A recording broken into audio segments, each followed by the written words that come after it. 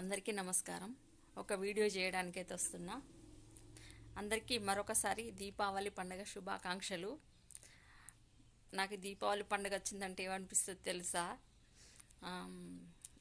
పిల్లలు పెద్దలు కానీ సంతోషంగా బాంబులు వేలుస్తూ ఉంటే, ఒక్క బాంబు వేలిస్తే అబ్బా 10 రూపాయలు ఒడిసే అనిపిస్తుంది. రెండో బాంబు వేలిస్తే 20 రూపాయలు ఒడిసే అనిపిస్తుంది. మూడో బాంబు వేలిస్తే అబ్బా 100 రూపాయలు ఒడిసే.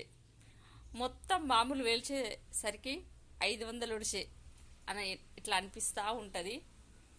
కానీ చిన్నప్పుడు మేమైతే ఇచ్చిన డబ్బులను దాచుకొని పాంగోలీలు కొనుకొచ్చుకొని పేలుస్తుంటే అవి బుసులు బుసులు కొట్టుకుంటే తిరుగుతూ ఉంటే వంకర్లు, వాటిని చూసి సంతోషపడేవాళ్ళం.